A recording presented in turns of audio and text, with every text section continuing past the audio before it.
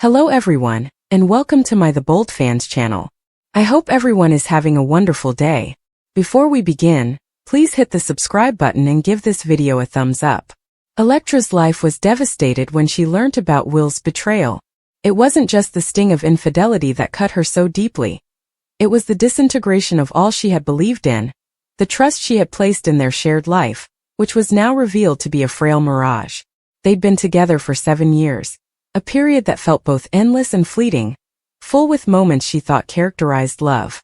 But that morning as she sat in their small apartment, the air thick with the odor of burnt toast and coffee, a single message on Will's phone, left carelessly on the counter, changed everything. The communication came from someone named Lila. It was brief, private, and unforgettable. "Last night was wonderful. Can't wait to see you again." Electra's heart dropped, and a cold weight settled in her chest. She reread it, thinking her eyes had misled her, but the words remained harsh and unyielding. Her hands trembled as she scrolled farther, revealing a line of text dating back months. Conversations about affection, plans, and secrets that excluded her. Each statement was a razor, slashing through the life she believed they had created. Electra and Will met in college, two dreamers in a literature class who bonded over dog-eared copies of Wuthering Heights and late-night discussions about love and loss. Will was charming, with a crooked smile and the ability to make her feel like the only person in the room. She was calmer, more introspective, and her heart was woven with hope she rarely spoke. They seemed to complement each other in their boldness and profundity. They moved in together after college, renting a small apartment in the city, painting the walls a soothing blue, and filled it with used furniture and shared hopes. They discussed marriage, a future in which they would travel, write, and grow old together. Electra believed in that future with all of her being. But today, standing in their kitchen with the phone still in her grasp, that future has faded. She did not cry at first. Instead, a peculiar numbness settled over her, as if her body was shielding itself from the full force of the reality. She returned the phone to the counter, precisely where she had found it, and sat on the couch staring at the wall. The blue paint, once a symbol of their common origin, now felt like a mockery. She had no idea how many hours or minutes had passed. Time has lost its form. When Will arrived home that evening, his smile faded as he saw her expression. "What's wrong?" he inquired, his voice filled with apprehension that confirmed her assumptions. She did not scream or make accusations. Instead, she calmly inquired, "Who is Lila?" The question hung in the air, heavy and conclusive. Will's face collapsed, and she realized there was no misunderstanding, no excuse that could change what she'd seen. He tried to explain, tripping over words like "just happened" and "didn't mean anything," but each syllable felt like a betrayal in its own right, each explanation eroding the affection she'd cherished so dearly. Electra listened, her expression flat, her heart retreating deeper into itself. She did not answer once he finished. She stood, walked inside their bedroom, and shut the door. Will did not follow. That night she lay awake, the silence in the flat oppressive. Will's laughter at their first picnic, the way he read her poems aloud, and the promises they made under the stars all came flooding back to her. Each memory became contaminated, a reminder of what she had lost. She considered addressing Lila, demanding answers, but the prospect drained her. What good would it do? The harm had already been done, and no amount of confrontation could restore the broken trust. The following morning, Electra moved about the apartment like a ghost. Will had left, most likely for work or Lila. She didn't care which. She left with a little bag containing only what she needed. She did not leave a note. There was nothing more to say. She checked into a cheap motel on the outskirts of town, the kind with flickering neon signs and dirty carpets. The room smelled like stale cigarettes, but it was a safe haven where she could be alone with her grief. Days blended into one another. Electra ate little, her appetite replaced by a gnawing emptiness. She replayed the messages in her head, each one confirming her ineptitude. She wondered what Lila possessed that she did not: beauty, wit, and confidence? The questions haunted her, circling like vultures. She avoided her phone because she knew it would be full of missed calls from Will, or worse, silence. She did not want to hear his apologies or justifications. She did not want to hear anything at all. The hotel room became her universe, a little shadowy area where she could escape the devastation of her life. She stared at the ceiling for hours, tracing the cracks in the plaster as if they contained answers. She reflected about her childhood, about her mother, who had left when she was 10, and about her father, who hid his grief in work. Electra had always had a subtle sadness, a sense that she was doomed to lose the things she cherished. Will had been the exception, convincing her that she could hang on to something good. That belief had vanished, along with the last ray of hope she had. She started writing, at first aimlessly, scratching ideas on the motel's flimsy stationery. The words spilled out: anger, anguish, and unanswered questions. She wrote about the love she believed they had, the dreams she'd made for Will, and the betrayal that had taken them. Writing became her sole outlet, a means to express the sorrow that threatened to swallow her. But that wasn't enough. The words couldn't cover the emptiness inside her, couldn't silence the voice that said she wasn't enough. Electra discovered a bottle of sleeping tablets in her bag one evening, as the sun began to set below the horizon, bathing the room in a dull orange hue. She couldn't remember packing them, but there they were. A small orange bottle with a white lid, half full from a prescription she'd obtained months before for sleepless nights. She held the bottle and turned it over, the pills tinkling quietly. The sound was almost relaxing, with the promise of escape. She did not make her decision completely at once. It creeped up on her, fueled by the exhaustion of carrying her anguish and the awareness that she couldn't see a way out. The notion of surviving with this pain, rebuilding a life without Will, seemed unfathomable. She didn't truly want to die. She just wanted the pain to cease, the world to stop spinning, and the weight in her chest to lift. Electra sat on the edge of the bed, holding the bottle in her hand. She reflected on Will, the life they had planned, and the person she had become with him. That person felt gone, replaced by someone hollow, unable to find a cause to continue. She opened the bottle, placed the tablets in her palm, and stared at them. They were little and simple, a handful of white capsules with the potential to alleviate her pain. She did not write a note. There was no one to explain herself to, no one who could comprehend the depths of her misery. She consumed the tablets one by one, using a glass of water from the motel sink. The act was mechanical and impersonal, as if she were observing someone else. She leaned back on the bed, staring at the ceiling, waiting for darkness to fall. As her eyes grew heavy, she remembered a poem by Emily Dickinson that she and Will had read together. Because I could not stop for death, he kindly stopped for me. The lines reverberated in her thoughts, providing a little solace as her breathing slowed. She pondered if death would be gentle, if it would provide the tranquility she sought. Her final thought was of the blue walls in their flat, of the life she believed she had, fading into nothingness. The next morning, the motel room was quiet, but the neon sign outside continued to flash. The maid found her, quiet and pallid, with the empty pill bottle on the nightstand. There was no note or explanation, simply a lady who had carried too much anguish and had no other way to release it. The world went on as it always does, but for Electra the betrayal meant the end, not just of her love but of herself. Her story did not conclude with a great gesture or dramatic showdown. It ended in silence in a little room, with a handful of drugs and a heart that was too broken to heal. The tragedy was not only her death, but also the life she had lost long before she died. A life founded on love that had crumbled under the weight of betrayal. Electra had always believed in the quiet power of loyalty. It was not something she flaunted on her sleeve, nor something she made grandiose promises about, but something she kept hidden deep within her like a secret flame. When she loved, she gave herself completely, and trust was as important to her as breathing.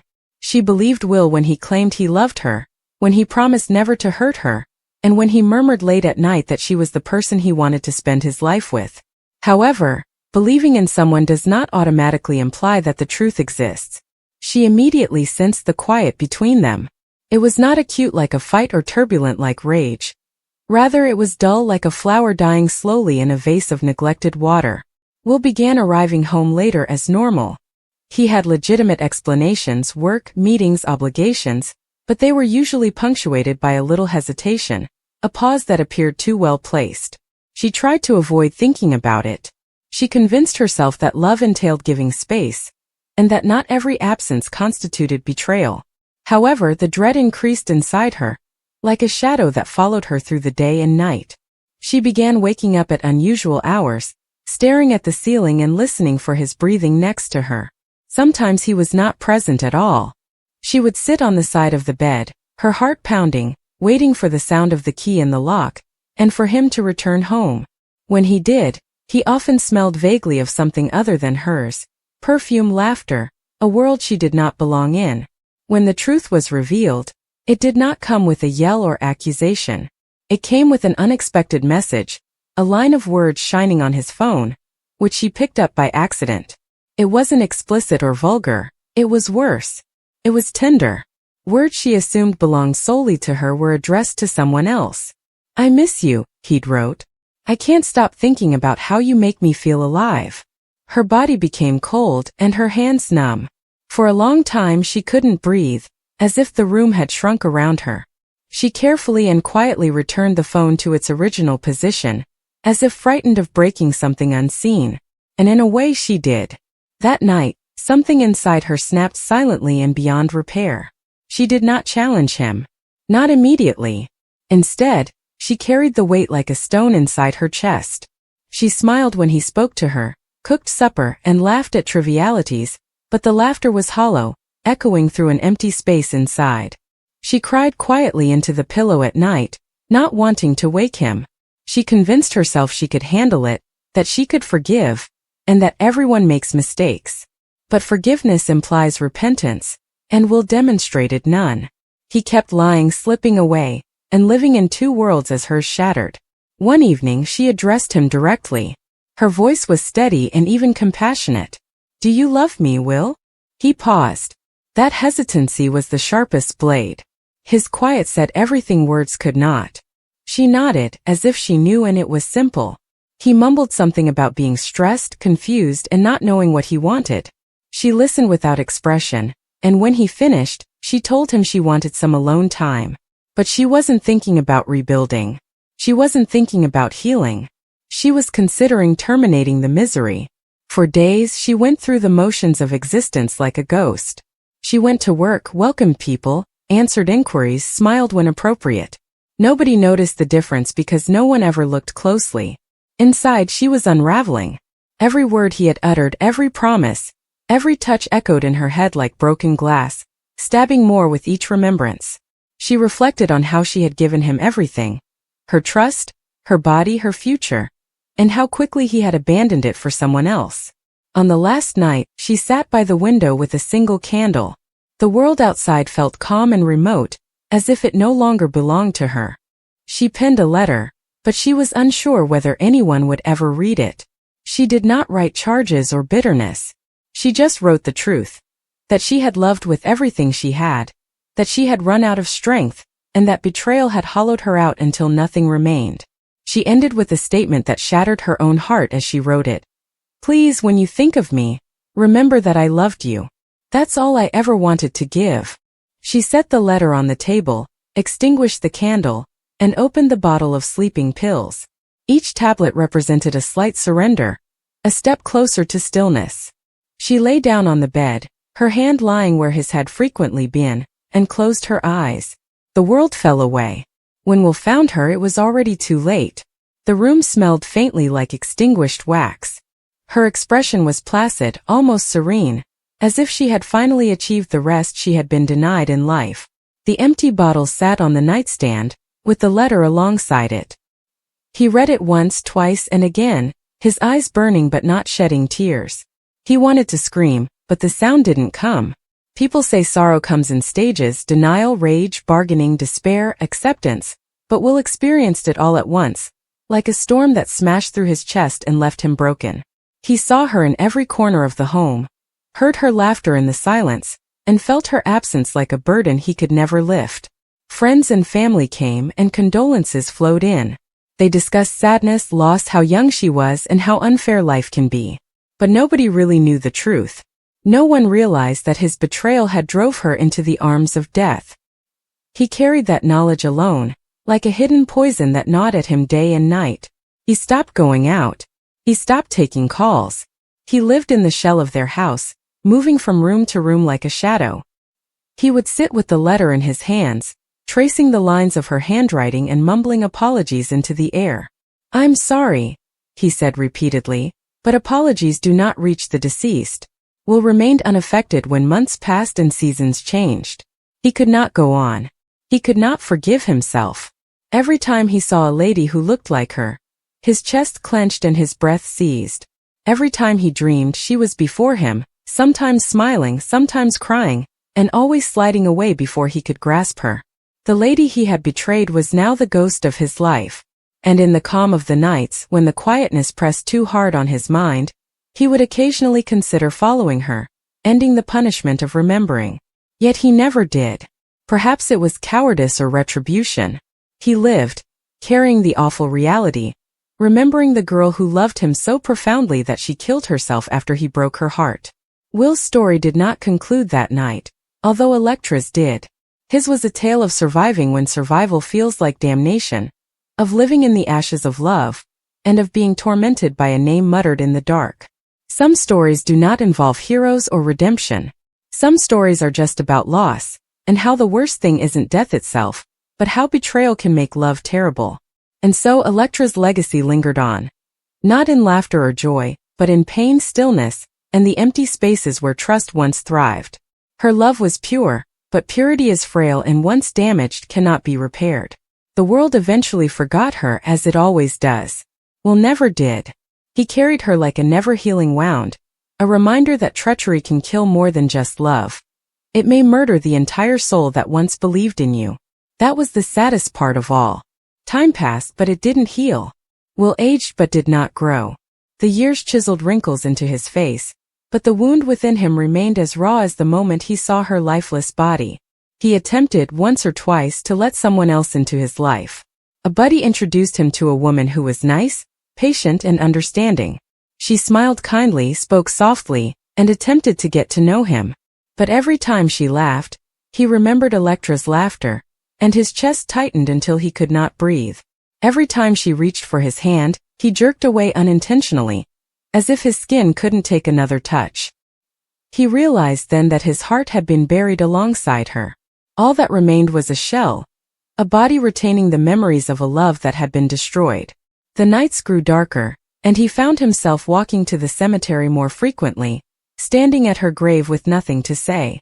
Words were meaningless now. He'd trace her name inscribed into the stone, wondering whether she heard his apologies. In the mild wind that blew across the trees, he imagined she responded. On certain evenings when the moon was low and pale, Will swears he could sense her presence alongside him, like a breath on his shoulder. He whispered her name into the darkness, but only stillness responded. And yet he remained alive, carrying her absence like a second heartbeat.